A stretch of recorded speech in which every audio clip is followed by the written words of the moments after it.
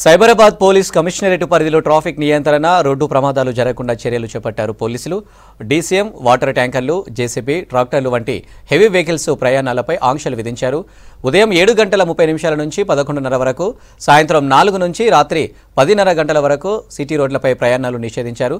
Construction and demolish vehicles ఉదయం నుంచి రాత్రి వరకు అనుమతి లేదంటున్న మాదాపూర్ ట్రాఫిక్ డీసీపీ శ్రీనివాసరావుతో పాటు మా reporter రాజయ్ face to face.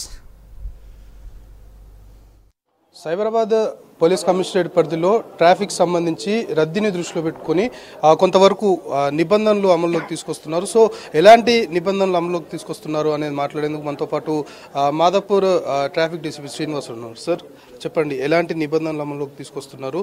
So ఈ నిబంధనలకు సంబంధించి ముఖ్యంగా హెవీ వెహికల్ సంబంధించిన వాహనదారులకు ఏం చెప్తారు? సో సైబరాబాద్ కమిషనరేట్ పరిధిలో రోజు పెరుగుతున్న వెహికల్స్ ట్రాఫిక్ గురించి మనం దీనికి సంబంధించి ముఖ్యంగా మనకు హెవీ వెహికల్స్ మనకు నగరంలోకి పీక్ అవర్స్ రావడం వల్ల ప్రమాదాలు జరుగుతున్నా గుర్తించాము. దీనికి సంబంధించి సిపి గారి ఆదేశాల ప్రకారం మనకు కొన్ని నిబంధనలు అమలు చేయడం జరుగుతుంది. దీనిలో ముఖ్యంగా హెవీ వెహికల్స్ మన సైబరాబాద్ పట్టణంలోనికి సైబరాబాద్ రోడ్లపైకి 7:30 to 11:30కి ప్రవేశం లేదు. మార్నింగ్ 7:30 AM to 11:30 AM వాళ్ళు ఆ టైంలో పీక్ అవర్స్లో వాళ్ళకి ఎలో లేదు. దాంతోపాటు సాయంత్రం 4 PM to 10:30 PM అది కూడా పీక్ అవర్స్, ఆ టైంలో కూడా ఎలో లేదు.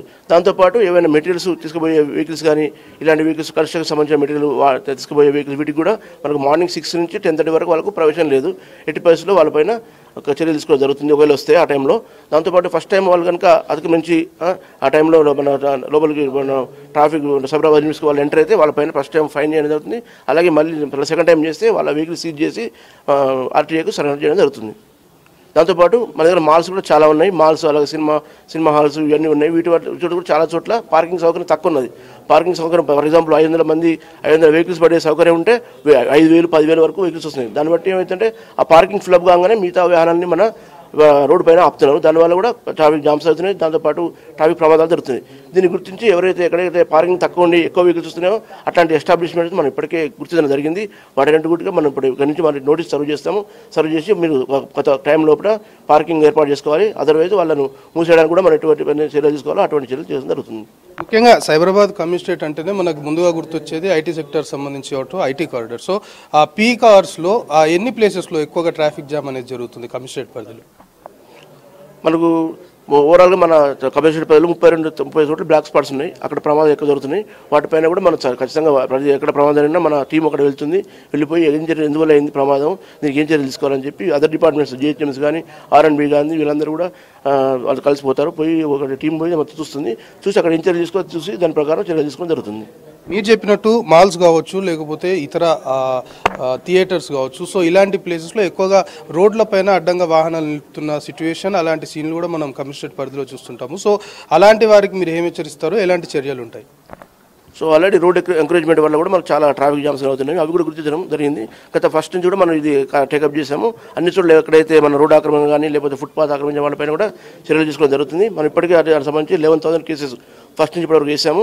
ఇంకా పెంచేసి ఎట్టి పరిస్థితుల్లో వేరే రోడ్డు ఆక్రమించుకునే పరిస్థితి ఉంటే మాత్రం ఎట్టి పరిస్థితులు సహించేది లేదు. వాళ్ళపై కఠిన చర్యలు తీసుకోవడం జరుగుతుంది. ముఖ్యంగా డ్రంక్ అండ్ డ్రైవ్ సంబంధించి కొంతవరకు ఆరోపణలు వస్తున్నాయి. కమిషనరేట్ పరిధిలో డ్రంక్ అండ్ డ్రైవ్ సంబంధించిన తనిఖీలు సీరియస్గా చేయట్లేరు. సో అందుకే కొన్ని ప్రమాదాలు కూడా పెరుగుతున్నాయనే ఆరోపణలు అయితే గట్టిగా వినపడుతున్నాయి.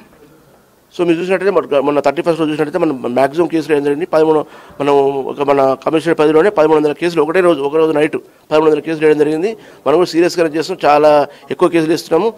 ఇంతకుముందు అయితే ఎక్కడ పోలీస్ స్టేషన్ పరిధిలో ఒక్కొక్క చోట వేసేది. అట్లా కాకుండా మొత్తం డివిజన్ అంతా ఒక దగ్గర తీసుకొచ్చి అందరూ ఒక దగ్గర 20 మంది 25 మంది ఉన్నట్టు నుంచి ఇంపాక్ట్ ఉండేటట్టు చేస్తున్నాము. ఇంకా పెంచుతూనే ఉన్నాం. ఇంకా దానివల్ల కూడా చాలా కేసులు ఇప్పటికే పెరిగాయి. దాన్ని ఇంకా ముందు కూడా పెంచేసి ఎటువంటి దానివల్ల డంక డ్రైవర్ వచ్చే ప్రమాదాన్ని అడ్డుకట్టడానికి ప్రయత్నిస్తాం. ఇది మొత్తానికి సైబరాబాద్ పోలీస్ కమిషనరేట్ పరిధిలో ఏదైతే ఈ కొత్త నిబంధనలకు సంబంధించి వాహనదారులందరూ కూడా సహకరించాలి. ముఖ్యంగా హెవీ వెహికల్స్ సంబంధించి ఏదైతే నిబంధనలు అమలు చేస్తున్నామో వాటిని ఖచ్చితంగా పాటించాలి అంటూ కూడా పోలీసులు చెప్పడంతో పాటు ఇటు డ్రంక్ అండ్ డ్రైవ్ సంబంధించి కావచ్చు, లేకపోతే ఇతరేతర తనిఖీలన్నీ కూడా ముమ్మరంగా చేస్తున్నాము. ఖచ్చితంగా రోడ్డు ప్రమాదాలని నివారించడానికి పూర్తి స్థాయిలో చర్యలు తీసుకుంటున్నామనేది ట్రాఫిక్ పోలీసులు చెప్తున్నారు. కెమెరా పర్సన్ బాల్తో కలిసి అజయ్ V6 న్యూస్, హైదరాబాద్.